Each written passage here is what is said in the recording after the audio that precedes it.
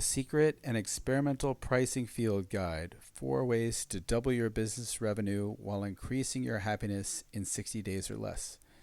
A note on why this field guide is secret and experimental. Although I want this information to get to all small business owners and real-world entrepreneurs, I can't. I am not allowed. The original title was just 4 Ways to Double Your Business Revenue, which is a big no-no in advertising these days. It seems just too good to be true, and therefore, the assumption is that this is a scam.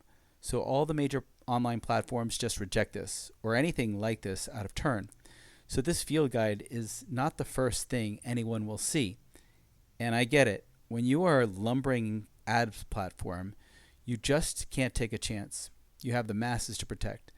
So let me try to convince you why this isn't a bunch of flaming crap. This is meant to be listened to by business owners, meaning you have a process, you have systems, you have revenue. This is different than most of the people who would be advertised to with no business and no business in being in business, who might be taken advantage of by anyone wanting their dollars. If you have revenue, there are likely to be areas you can improve within your business, things that could be made better. Based on my experience with brick and mortar businesses, there is likely to be plenty of room to make improvements just to increase revenue. But not just increase revenue without you having to work harder, and in fact, just the opposite, more time off. So I am so convinced of this. I am willing to offer an unconditional 100% money back guarantee, not just for this, but for any product you have purchased thus far from me, for a year. I guess that's a condition, right? So a one conditional 100% money back guarantee. So that's why this is secret. This is not being able to be conspicuously advertised. Now, why is this experimental? This is a flawed recording. Grammar ain't perfect. And there's too much in here. I want to break this out into smaller bits, so it's not going to last long, I don't think. I am going to take this down, or I'm going to remold it, perhaps destroy it. I think this is extraordinarily valuable, though. Anyway, this is both secret and experimental, but I believe it's valuable. Introduction. Your business does not have to be drudge work. It does not have to be the thing you hate. With slight changes, your business can become the thing that lifts your spirits and makes you happy in a way it never did before. Or, if you used to love your business, but it lost its luster, if it no longer brings you joy, then you have the right field guide in your hands. I can tell you from experience, because I was just in the position you were. My business had plateaued, perhaps before it even reached its peak. And by using a few pricing tactics, I was able to double my revenue. But it was so much more than just more money. At the same time, I increased my time off, which made me exponentially happier. I had more time to devote to things I wanted to do, including activities to make my business even better than it was. Battle-tested pricing tactics. I say this for no other purpose than to let you know I am speaking from experience. So although I used academic research on pricing coupled with the advice of many experts who themselves have outlined the wisdom they have gained from years of experience, I have tested each and every tactic demonstrated here, and I've only included the tactics that have actually increased my revenue for me to put into this field guide. If I make recommendations, I am doing so from a place of immense comfort, knowing that not only have countless others tested these, but I myself have used these tactics to achieve success in my business. In this boots on the ground field guide, I'm going to show you 4 ways to fix your pricing and therefore increase your revenue, while at the same time allowing you to live a lifestyle you may not have dreamed was possible. The big one here is time. I want you to have more time to do what you want, to enjoy the experience of life and not be consumed with your work, unless you want to be, because you once again have fallen in love with your business. When your business serves you best. Before we go any further, I would like for you to take a moment and think about the times that your business has served you best, and at the same time, it has served your customer or client or guest or purchaser best. My guess is there are almost all the times that you were served best by your business, those were the same times your business served your customers most deeply and profoundly. What I'm giving you is a step-by-step field guide that will show you what you need to do in each of these 4 realms. When you are finished implementing, in 60 days or less, you will have a newly polished business that will not only serve you better, but will allow you to serve your clients better. Any one of these steps could almost double your revenue and profits alone, but taken together and if implemented correctly, your business could go exponential. Please check out our earnings disclaimer. The bottom line is I can't make promises. There is no guarantee in life or in business. But if there was ever a chance to make positive changes quickly, here it is. Each of these tactics is separate, although interconnected. As you implement each of these steps more fully, you will make more money than ever before. Here are the different ways to fix your pricing. 1. Fix your pricing by giving your prospect customers more choices. 2. Fix your pricing with a bundled offer. 3. Fix your pricing using the benefit of an online sales funnel. 4. Fix your pricing by adding a digital information product to your offering. With many listeners, fix will mean create, meaning they have nothing in each of these realms as of yet. So for these listeners, fixing will mean creating tiered pricing and or creating a bundled offer and or creating a digital product.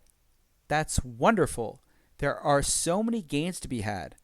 Number 3, fix your pricing using the benefit of an online sales funnel used to be called fixing your online pricing because most businesses' online efforts, websites, or listings on another online platform, that does very little for them.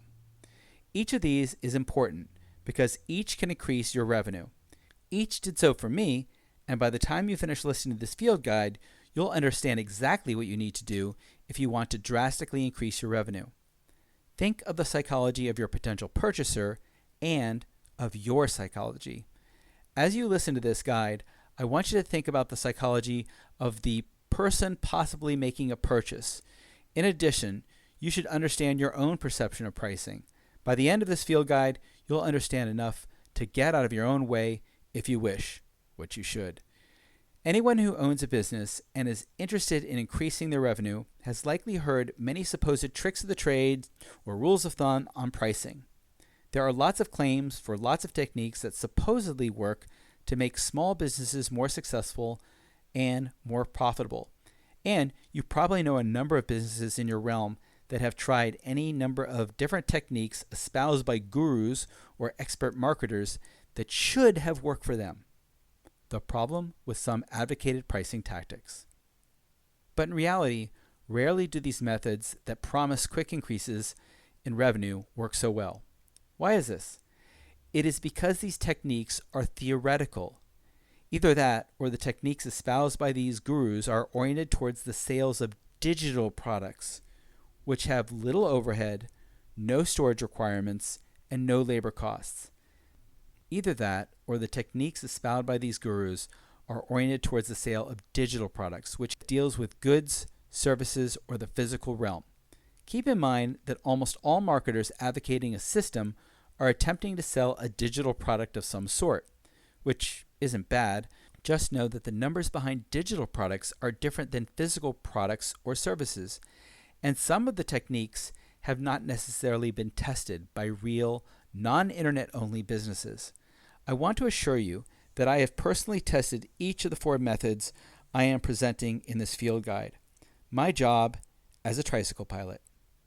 My business was the most odd and unlikely business that could have ever achieved success. I was a pedicab driver. Some would call it a rickshaw driver. I call it a tricycle pilot. And it was hard, grueling work, toiling out in the elements, both hot and cold, and although many parts were fun, it eventually became spiritless work.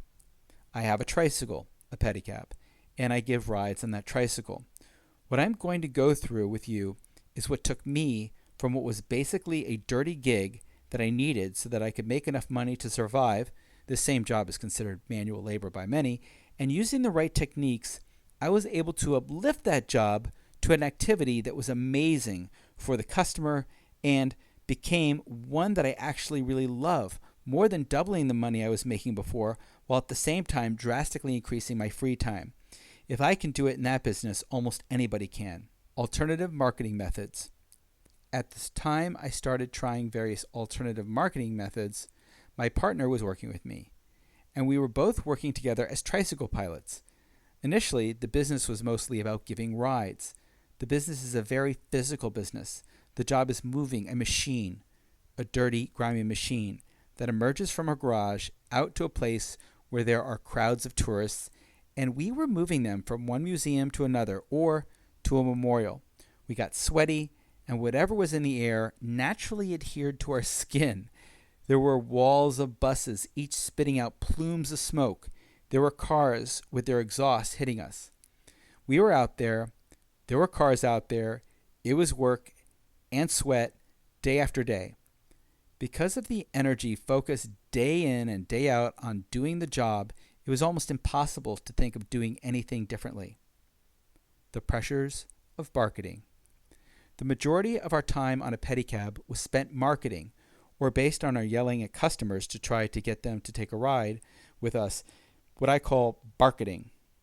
Because we did what was known as the line system, meaning a tourist would be serviced by the next pedicabber in a line of pedicabbers, rather than a rush of pedicab drivers trying to solicit business from one person, there was immense pressure to not hold up the line. This meant that any pedicabber negotiating for the terms of a ride that ended with the tourist deciding not to use a pedicab met with hostility from the other pedicab drivers. Prospect guests couldn't even think without pressure. As you might have imagined from the customer's perspective, it was very difficult for a potential customer to take a quiet moment to actually think whether a ride on a rickshaw might be worthwhile for them when they felt the pressure of someone whose agenda is clearly to get them to take a ride or go on a tour immediately. Keep in mind that most people coming to DC did not even think about jumping in a crazy tricycle contraption until they were confronted face to face with someone yelling at them about a ride. The tourists had to make a split-second decision if they wanted to put their family in such a conveyance. Not a good position to be in, and not a good position to put someone if you're trying to get someone's business. It's likely that you're not literally shouting at people as they approach or enter your business. But are you metaphorically barketing, perhaps putting undue pressure on them, making it less likely that the prospective customer will think they are making a decision to buy on their own? Your target market. One of the big fallacies that business owners make is that they think they are their target market. Once they break free from this thought, many opportunities will avail themselves, because as a business owner, you are not your customer. Additionally, if you're used to customers coming in one particular way, say walking in your door or calling on the phone, know that other ways of customers and business connecting have different elasticities when it comes to pricing. Ideal customers. For me, one of my ideal customers is an upper middle class to affluent mother who is planning and leading her family trip and educating her kids. These mothers will do anything to make sure their families get the best experience and education possible. But I am not a mother leading her family, and a mother leading her family is not me. Finally, considering pricing. So when I finally did consider my pricing, I had to step back and realize what is the value to a mother of a customized, private, entertaining, and educational tour of Washington, D.C., transportation included. Raise our prices? And I realized that we could probably raise our prices. To certain mothers, the price is much less of a concern than knowing the experience will be a once-in-a-lifetime and memorable experience for their families. People don't mind paying for value. They just don't want to be ripped off. As a business owner, you may want to test increasing your pricing to see how that affects overall revenue. Luckily, with the technology tools we have available to us, we can easily test a change in our pricing and see how it affects business. It's very scary changing pricing because of many reasons, but if nothing else, consider testing raising your price by, say, 10%. Value-based pricing. Before we get into the 4 fixes that will propel you and your business into increased profits and happiness, I want to spend a moment discussing value-based pricing. The important concept here is that pricing should not be based on the cost associated with producing the product or service, but assuming that the value is perceived as high, you should use a value-based pricing standard. What that means is it's less about the value of the materials and cost of putting together the product or service, and more how the market perceives the value of your service. This means you have to think like the customer rather than yourself. It seems like such a basic thing, but if you don't do that, think about the price from the customer's perspective, you are putting yourself in a very bad position, potentially in danger of going out of business. Take care of yourself first. Except for listeners running nonprofits, the goal needs to be profit first, because if you don't do that, you could be out of business and your business will not be sustainable. And nonprofits still need sustainability. So keep the perceived value in mind when you're thinking about what types of pricing you're offering. And for nonprofits, this includes donations. Chapter 1. Fix your price with giving your prospect customers more choices. Increase your prices, some marketers in their ivory tower will say. And in the right context, this makes sense. For businesses that can increase the perceived value of their offer and at the same time decrease the way their offering is considered a commodity, then yes, increase your prices. But increase your pricing to what? Good question. Previously, I had mentioned fear of ripoffs, and there are ripoffs in the world. How do you make clear that your offering is not a ripoff, but at the same time justify an increase in price? Different customers have different interests. One thing to realize is that different customers will have different interests, and therefore you may want to offer them different pricing. One way to address this is to have a tiered pricing scheme that allows customers to pick the right offer that is best for them. Customers love buying, love choosing an offer, love choosing which price to pay, but they do not like being sold to. To give a very blatant and not very nuanced example, if you had a poor person and a rich person making a decision about what to buy when purchasing from you, if you want to make sure that the poor person has an option to purchase, you also want to make sure that the rich person has an option to purchase as well, perhaps giving them the ability to pick options that afford them all the amenities or frills that they would like. Danger in price increase? And once that increased price level is determined, some owners will think there is a danger in increasing prices because if they raise prices too high, they feel there's a possibility people will be deterred by the higher price and will be unable to make sales because of that.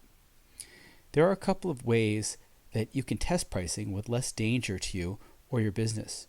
One of the things you can do is have multiple choices for purchasing at different price levels. Tiered pricing. Some experts call this tiered pricing. I just think of it as giving your future customers some choices. For some of business owners or consultants that charge by the hour, this may not make much sense yet. To those owners, I would say, wait and see how this interplays with the other ways to increase revenue and happiness using pricing. There are two different types of tiered pricing strategies. One is linear and the other is exponential. Thinking about the pressure that prospective customers might face, there's one very easy way to reduce that pressure, and that is to give prospective customers more choices. Doing so will allow them to make a decision more closely based on their own needs, wants, and constraints, and additionally gives them a feeling of having more control. In general, businesses make one of three mistakes when it comes to pricing. Mistake 1. The business owner chooses pricing based on what is fair. Think about that. Choosing what is fair. How does one resolve the idea of fair? Because really, there is no fair in the world. The truth is, everything is regarding the market and what people are willing to pay because they perceive the value in your offering as being more important than the value they give up with money. Mistake 2. The business owner solely looks to the market or their own ecosystem. One of the biggest fallacies that business owners make in relation to pricing is looking at what every other business is charging and just charging that. They use the market as their sole guide to what they should charge. Beyond this, many owners will make a determination that if they give a discount beyond the rates that others in their market charge, they will get a flow of needed customers. Part of this is right though. Owners do want to be aware of the market. Owners should know the range of prices that exist and why their alternative is a better alternative. If business owners have a commodity, it is possible to take their offering and transform it from a commodity to unique, one in the world or once in a lifetime offer into an offer that dominates the submarket so that their target customers are compelled to consider their option. Mistake 3. The business owner charging what I would pay for such a service. And this third way, which is the worst in my opinion, is the business owner determining price by only considering what they would pay for something themselves and then sticking with that price. One of the biggest problems is that most likely the business owner is not also their target market. But beyond that, many times business operators have a skewed view of what they would pay for their own product or service, perhaps because they understand the exact process. They understand exactly what is required to make or create their offering. The fact there's some mystery in the process is a good thing for the business owner trying to increase their pricing. And once a business owner chooses their pricing, there's usually no codified plan for adjusting pricing to fully optimize revenue. When I say optimize revenue, one of the most obvious things to know is that more sales does not necessarily equate to higher overall revenue or profit. For example, if you have more sales of a low price product, that will not necessarily equal the same revenue as compared to the total, but lesser in sales number, sales of a higher price product. It depends on pricing. Basically, the methodology that exists now for many businesses and entrepreneurs is that organizations look at their competition, they look at what they think the market is, or that they think the ecosystem will allow for, and then put a price on that, and then they leave it alone. This is an extraordinary mistake. Different purchasers have different interests. There's a lot of theory behind this, but we're going to skip all that. What we're going to focus on is what works, what can actually double your revenue and increase your happiness. One of the key problems with businesses is they do not think about the fact that some potential purchasers want to optimize their value while other potential purchasers want to ensure they're getting the absolute most they can out of the offering. So they will buy at the highest possible level. There will also be a few that want a discount and they do not want to pay full price. So there is the first reason to offer pricing choices. But it goes beyond this. Potential purchasers psychologically do comparisons. And if they see nothing else, they will compare your pricing against your own stated prices. So they will compare the mid-tier price and the lowest price against the highest price to figure out for them what purchase they should make. As I mentioned, there will be some that just go for the highest price no matter what. There will also be some who go for the lowest price no matter what. Others will try to figure out the optimized price so they get the most from their money they will be spending. Most potential purchasers, by the way, are not concerned with the price itself. They are simply using price as a measure to determine which is the best option for them. So if you don't have different pricing options, you are likely leaving money on the table. Some say, my price is my price. That is a foolhardy way to look at it. If you give your prospective customer options, a binary yes-no question is more likely to become a which one should I choose question. How many pricing options? I recommend 3 or 4 options. Doing so will enable your potential buyers to do the subconscious comparisons they need to determine if any of the options presented will work best for them. Tiered pricing. Linear. Linear is more appropriate for regular offline businesses with one mode of product or service delivery. You buy 6 jugs of water rather than 4 jugs of water. In almost all circumstances, the price is increasing linearly.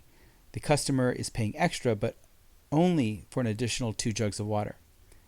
Now, when it comes to presenting your tiered pricing, assuming you have 3 different prices all in a row, you've got the lowest price tier, a middle price, and the highest price. All of these increases are linear. Tiered prices, exponential. When you have information products and the products are digital products, things that are online, many times there will be an exponential difference between the various product prices. And there also is a change in modalities, meaning the way the product is delivered. You can better optimize your revenue if you know the difference in perception of value between the different modalities. So, for example, a digital or physical book might cost somewhere between $6 and $15. But if you look at the audio recordings of that same book, that could be somewhere between $10 and $40. And if you were to sell the knowledge as a digital course, that might be $100 up to $2,000, $3,000 or more. Personal coaching or mentorship would be priced even higher, again exponentially. So basically, there's an exponential increase in price between each tier, but there's also a change in the method or manner for delivering information. Usually, when you're dealing with an offline business, you're not having a change in modalities. Therefore, there's usually only a linear increase. Changing modalities, changing the way there's increase in pricing. However, it is worthwhile thinking about how you might be able to change the modalities and also change pricing such that it would be more exponential rather than linear. The reason that a change in modality allows you to increase pricing exponentially between each level is that there is a perceived greater value because of the manner in which it is delivered, as well as the implication that each modality offers easier and or an increased potential for positive results. When you increase this perceived value, then you can increase the price. We want to be order takers. In general, customers desire different choices, including different pricing plans. And if you've ever been in sales, you know that there is this ridiculous dogma about the importance of being a salesperson rather than an order taker. But if we've done our job correctly in terms of automating our systems, then we want to be order takers. We want people clamoring for what we have because the value we are offering is so high that it only makes sense for them to want what we have to make a purchase. Since looking at tiered pricing, when we're looking at different versions, you might want to consider offering a very high-end offering, a stripped-down version, a basic version, and then offering a version that is applicable to unique customer needs. The idea of choice doesn't just have to relate to what is offered in the plan. Choice can also be how the customer will pay for it. For example, an upfront purchase versus lease versus paying for the product over a period of time. And by the way, technologically, the implementation of this can be very easy. Potential customers who are already intrigued with a product can be drawn in with the new pricing option, especially if there are robust variations in the monetary resources of the potential customer base. Allow different groups to pay different prices. Another way to optimize your pricing is to offer different groups different prices. With some purchases, many times there's an educator discount, students may get another deal, enterprise customers may get another deal, and small businesses may get yet even another deal. What some experts call differential pricing is essentially allowing different groups to pay different pricing. This is a bit different than tiered pricing. I'm mentioning it in this section anyway, even though it's technically different. We're going to focus on the differences that are expressed by the various submarkets within your market. For example, think about the range of prices that people might pay for hotels or airline flights. Basically, what we want to do is squeeze the optimal amount of revenue out of our offering. There's nothing wrong with this. For example, is there a problem with offering a volume discount? No, there's nothing wrong with that. Or think about offers of a discount when something is in a bundle like hotel conference rates or block rooms for a wedding. The bigger problem comes when you offer only one price. Then you miss out on the opportunities at the higher end for optimizing value and opportunities at the low end for those that would but can't make a purchase. Fatten your pricing. One reason it's hard for so many to think about pricing in this way is that many businesses have no fat in their pricing. Fat in business is a good thing. You want some of it so you won't starve in the metaphorical winter. But for many, business profits are so razor thin that they couldn't possibly lower the price for any group. You need fat in your business. You need fat in your pricing. But let's say you try to hack the system by charging what other businesses are charging. Structuring your business based on copying what other businesses are doing, including pricing, may not work. They may have resources you're not aware of. They may have the knowledge you're not aware of. Or they might be doing it wrong and just on the brink of bankruptcy.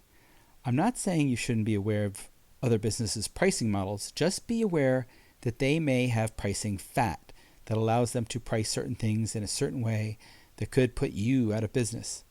If you leave with nothing else regarding padding in your pricing, please think about the following. Having enough fat in your pricing so that you can fully optimize your pricing with different groups, offering tiers at different levels, and testing your pricing. The next 3 fixes will allow you to gain enough fat that you can better offer different pricing to different groups. Chapter 2. Fixing your pricing with a bundled offer. Thinking back to my tricycle piloting, even before raising our pricing, the first change we made in our tour pricing was that we came up with a package. Before we came up with a package, we would charge by the hour, and we left it to our guests to determine how long or short our tour would be. Now, understand that guests had no real knowledge of how long a tour of Washington, D.C. was, so they would have to make a guess in advance, or they would have to determine on the tour itself how long the tour should be. This created an odd dynamic. A bundled offer offers more clarity. The guests didn't know how long the tour was going to be or how much they were going to pay, and we had to make a guess as to what they wanted. Some guests have time or money constraints. Other guests want to make sure they get a chance to see it all, and money is not an issue. These guests are typically in our target market. But this lack of mutual agreement left guides, the tricycle pilots, wondering if guests were thinking we were trying to extend the tours just to make more money. This thought was pitted against the guides trying to understand what the guest actually needed or wanted for their tour. By coming up with a package that included what sites our guests would see with a particular package, along with the appropriate time frame and price associated with that time, guests could choose the package that was right for them. And then, when we were on the tour, we didn't have to worry about what the guest might think of our motivations. Everything was spelled out in advance, and everyone knew what was happening. What happened when we tried a bundled offer? For my tour company, my offering a bundled package came when I did a launch to offer bundled packages with the newer bundled pricing. I remember we were about to send the bundle offer to our email list of prospective people interested in our tours, and I almost changed my mind on offering these packages. Just to give you an idea, in 2018, we were charging $84 an hour for 2 people on tour and $94 an hour for 3 people or more. Our cabs are small. They can't fit more than 3 people unless the extras are kids. But in early 2019, we switched that pricing and instead thought we should offer $347 for 3.5 hours of tour time with a private guide. At the time, before I sent the email, I felt like no one would pay the price once they saw the number and they learned how much the bundle was. But I metaphorically pulled the trigger and people started buying. By putting our pricing in a bundle, we streamlined and clarified our pricing, and on tour we gave our guests and ourselves the amount of time needed to see everything. And then when I got feedback that said, "This is much better than the prices we would pay going to Disney World," which is when it really occurred to me to consider raising our prices, which we did, by the way. What is an offer? An offer is what the person is buying when they pay a price, the thing you're giving them plus any bonuses, keeping any discounts in mind. Because offers are usually a package deal, you can more accurately, and I would say completely, control the price of the offer. When I say bonus, I am talking about an extra, something that isn't always included, but something that could make your offer more enticing. Depending on your industry, the word bonus may not be a useful title. Regardless, please understand the concept and use whatever term is most congruent with your industry or professional ecosystem. By putting in bonuses and presenting things in the right way, you can take your product or service out of the realm of being a commodity and into the realm of being an offer that cannot be replicated by anyone else in the world. This is powerful. The power of the bundled offer. Especially if you have an hourly rate A package does a couple of different things at the same time. First, it sets the expectation for the time that is required to achieve the result they want. This option may have especially good results for those that charge by the hour. If you charge by the hour, a weird psychological interplay happens with you and the prospective buyer or buyers, depending on the individual or organization. They may find themselves having to determine how many hours is feasible for them, wondering if you're padding hours, adding time to get more billable hours. If not, you may be wondering if they are wondering that, even if they don't. But at the same time, you want to give them the best possible service you can.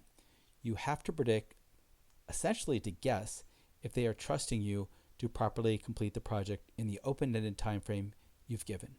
However, if you present a package that is perfectly aligned with the decreased amount of time and or effort to achieve results, if you take the guesswork out of the achievement of those results, you can charge more.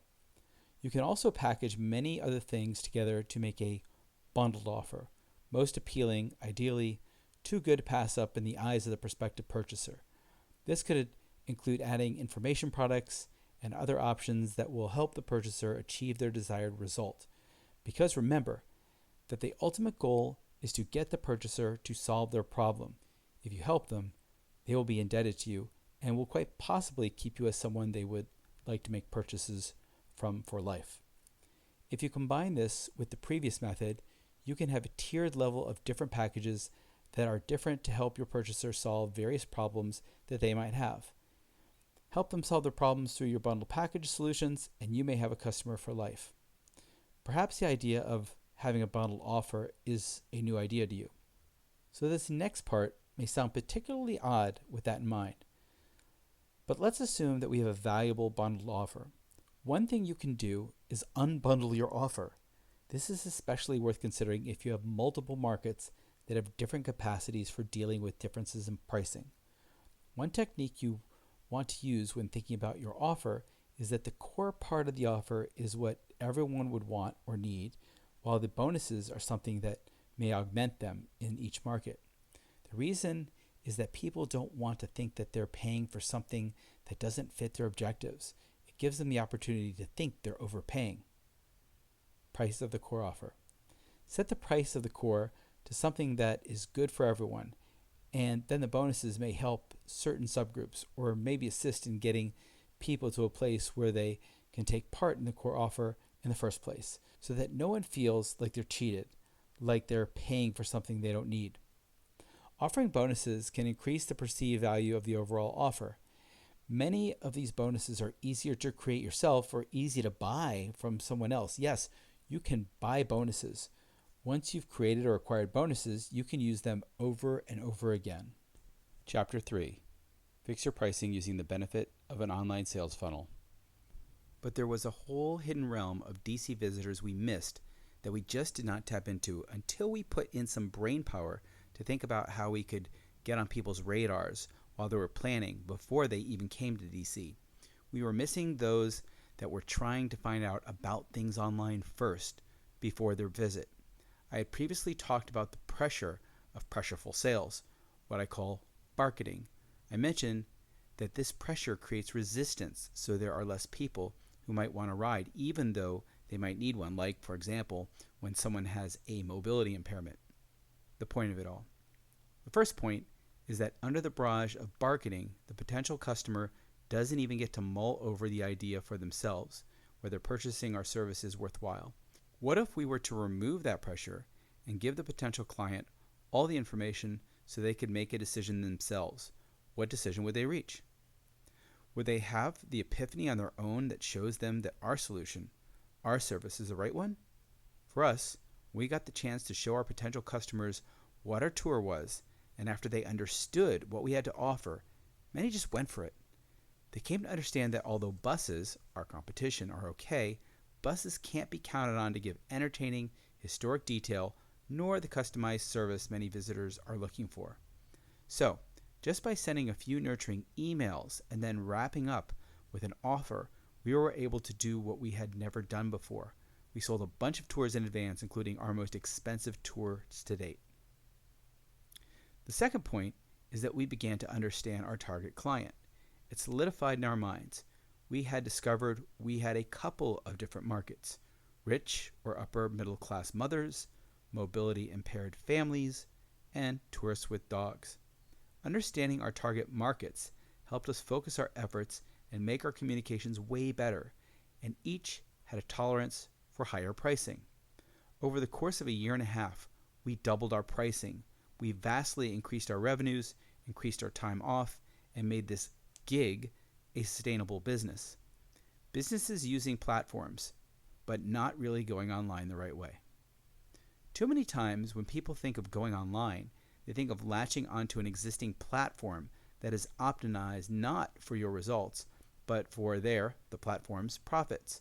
So crafters think going online means being part of Etsy. Tour guides think this means registering with TripAdvisor or Viator.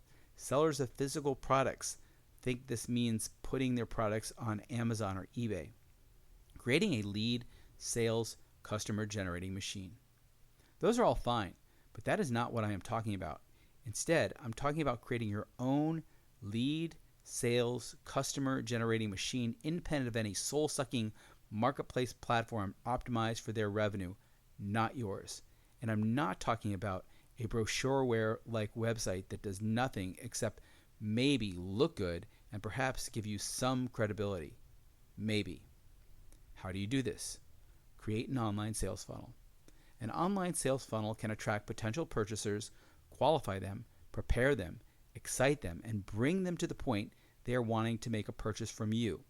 An online sales funnel is basically a series of linear steps, each on a web page or an email, that helps attract prospects, leading them towards a relationship with your business and ultimately a purchase decision, and works to convert or upsell them. An online sales funnel is meant to automatically walk prospects through the entire buyer's journey without you having to do much of the work. An online sales funnel will generate new leads while you focus on other areas of your business. The first step is many times called a lead magnet. A lead magnet is an ethical bribe that every potential purchaser in your target market wants. It attracts them enough to make them want to put their email address into your system. Your system then nurtures them using automated email until they get enough content to trust you, and they see enough information on the benefits of your offering that if they were ever going to make a purchase, they will do so. You are creating a relationship with each potential purchaser in your target market with no extra work on your part once you have the system set up. Emails containing valuable information. In my business, the lead magnet was simply information about my tours. But then I continued to send prospect guests emails about all the details they could expect regarding their visit to Washington, D.C.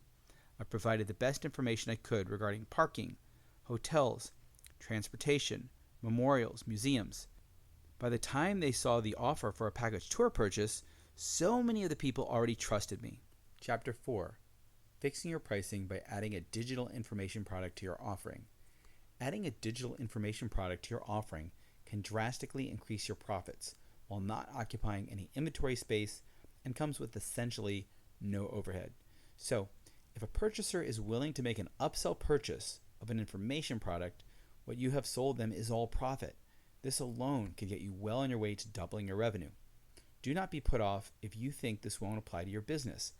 I believe it is the most unlikely of businesses that can perhaps use this method the most effectively. In many businesses, it might be hard to think about adding a digital information product as an option to your products or services. Why? But it's precisely the businesses that seem that there is no opportunity to add a digital information product that not only will be the most profoundly affected, but also have the most hope of creating a transformative experience for their clients. Yes, transformative experience. You can help facilitate this with a digital product, and you should if you can. You want to expose them to your awesome world, so much so that they want to come inside and never leave. Easier to sell to existing customers than obtaining new ones. You may have heard about the idea that your current customers are exponentially easier to sell to than new customers. So what can you do to make your current customers feel at home and want to take off their shoes and slip into a Snuggie and stay a while? And should you do this? Yes, you should. Bring your customers into your world. Don't have a world? Create one.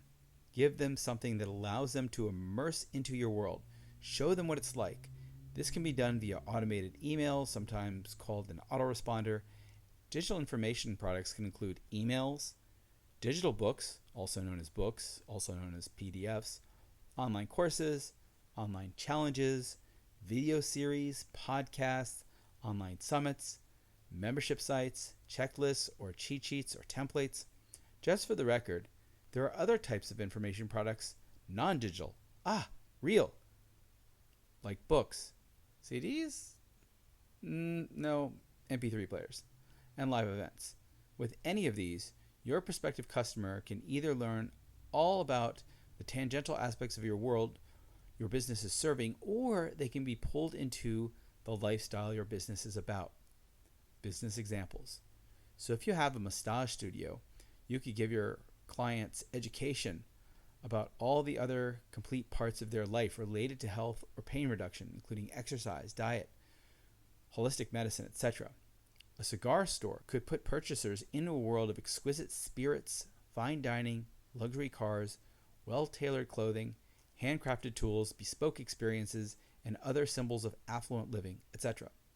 But at its most basic, creating a digital information product could be a text, an email, or with a PDF file.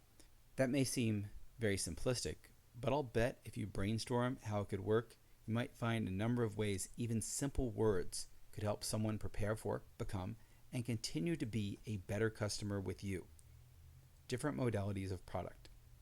Each of these modalities, text, video, audio, has its own prep time and procedures.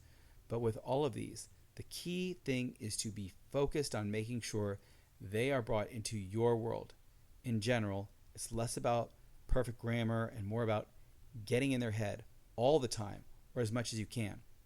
With a PDF, all you need to do is create a doc in Google Docs or MS Word, and then when you're finished, save as a PDF. Lots of brainstorms you can do with this. Here are a few examples you can bring to your purchaser. 1. A PDF showing them preliminary steps to making the purchase. 2. A case study. 3. A PDF showing them how to use your product or service. 4. A white paper. 5. A comparison between other products and your product. 6. A testimonial. 7. A comparison of different tiers of your product that exist.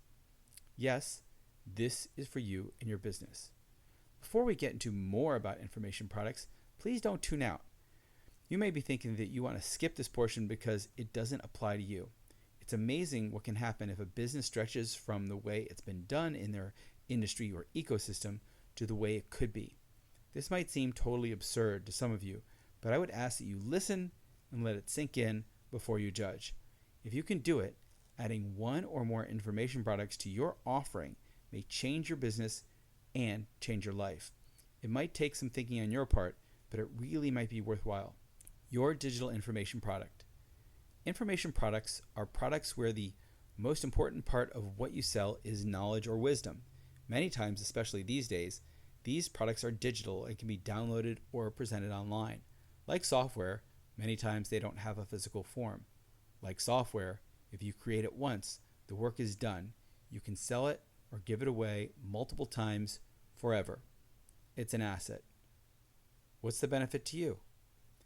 If you can add any of those that I mentioned to your offerings, you can do one or more of the following. A. Increase your average cart value, value of a sale, a checkout, and or lifetime customer value. B. Increase customer loyalty to your business or to you, again, increasing sales over the long term. C. Get a potential customer in the door in the first place. So there are two other types of digital product offerings that you can do that can augment the profits for your business. Let's look at these two parts. A parallel information product offering, selling to your customers and market. Byproduct information offering, selling your process or whatever you're doing right in a business to a non-customer, perhaps another business. When we're talking about parallel information product offering, we're talking about something that augments your current offering. What is it that we can offer your current customer base or starting off your new customers as they're coming in that would potentially purchase as an add-on. And as you're thinking about this, think about this as a digital product. It could be a digital PDF. It could be a video course. It could be a series of emails. The point is that we want to figure out the best way to engage with the customer and or increase the overall sales. Digital add-on when they make a purchase. One way this can work is when someone makes a purchase and they have the option to upgrade to include the information product. And they do that with no extra work on your part because you've already previously produced the thing that they are adding. Think about it. A customer logs in online every day and really learns about you and your business and everything you have to offer. Plus, they're doing a challenge or something like that, or you're giving them a course that helps them make their life better. There's almost no way that they can't have a more positive feeling about you and or your business under the circumstances. What did I do with my tricycle powered tour business? Again, I'm giving tours of DC on grimy tricycles. For me and my partner, it seemed impossible to do anything with this at the time. But here's what we did. We sold an online membership area where people would get access to the details regarding the original words of the actual historical figures represented by the memorials that the visitors see on the National Mall. When they would go on tour, they saw the Jefferson Memorial, but most didn't actually read his words beyond the phrases on the memorial itself. So our digital product gave them a much more in-depth library. We bundled it with a tour, and by doing so created a greater perceived value of the offer. Selling it this way was tremendously successful for us. We sold more of our tours in a shorter period of time than we had ever done before. People bought multiple tours. It was incredible. I am thinking we probably sold more tours like that than had ever been done in the tricycle, pedicab, rickshaw industry before around the country or world. It's just a testament to the willingness to cross-pollinate, to look at other realms, and not let your ecosystem hold you back. Produce your digital product. Once you produce your digital product, then add this product to your offering menu, so to speak. It could be sold for a cost to increase your profits, as well as raise awareness and or increase engagement, or at least pay for the cost of advertising. When we talk about byproduct offering, we're talking about something that you do that is successful in your business and sells that to other businesses. One example might be taking a system you have for successfully recruiting new people into your business and spinning that out into an information product. Another would be if you have a sales process that beats others hands down in terms of getting sales, or perhaps in terms of ease of implementation. That can be sold to other businesses as an information product. If you have a way of preparing your product or service that saves time or money, that system itself can become a saleable information product. Let's say you're a restaurateur.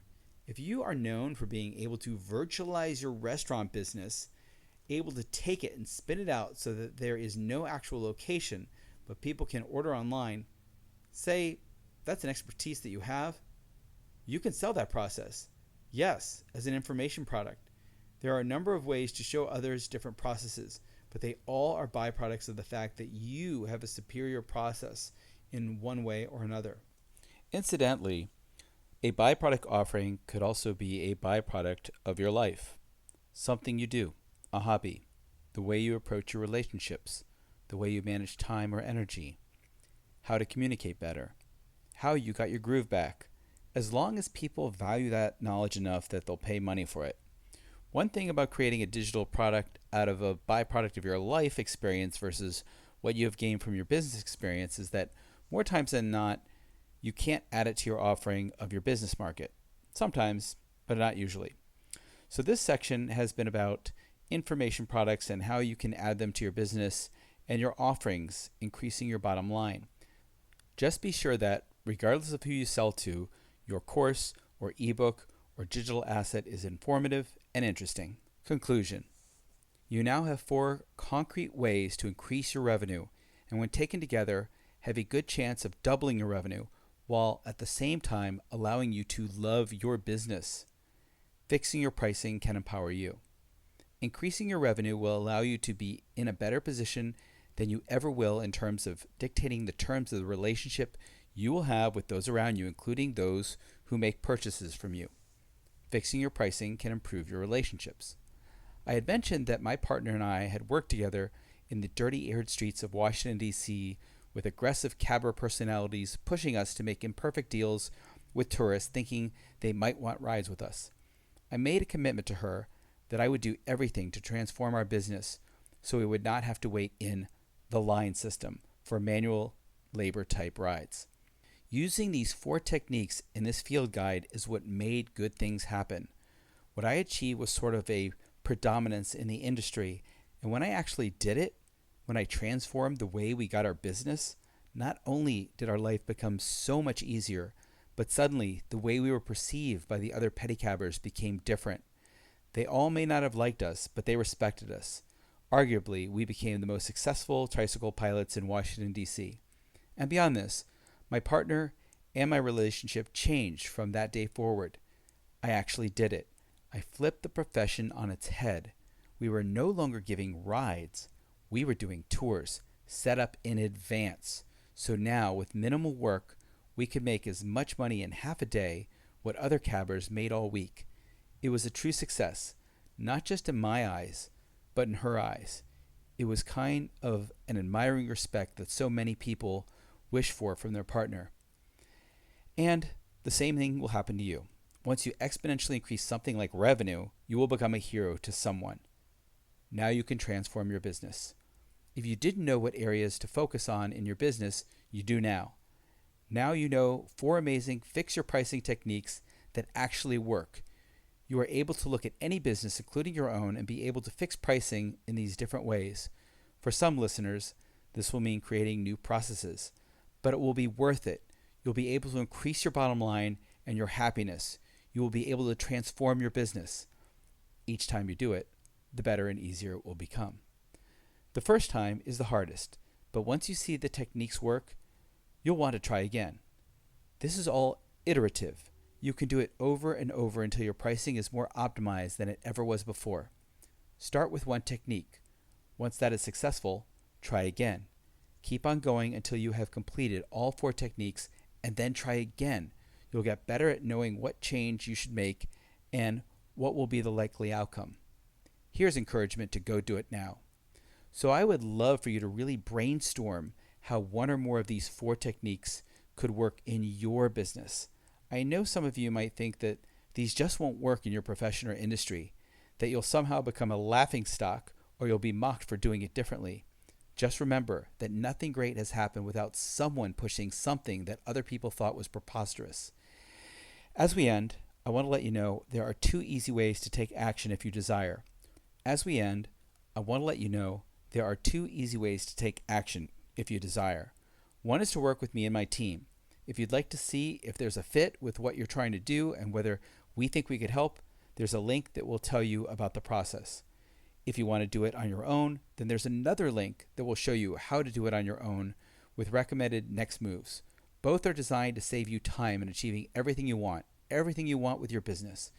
If you have very little time to spare, but you got money, go for the first route. Let's see if we can work together. If you have more time available and you can go deeper into how to do this, then go the second route. Take a look at our recommended courses of action, and we'll be cheering you on. So take the first step, and when you double your revenue and your happiness, please let me know of your success. I'll be waiting to hear from you.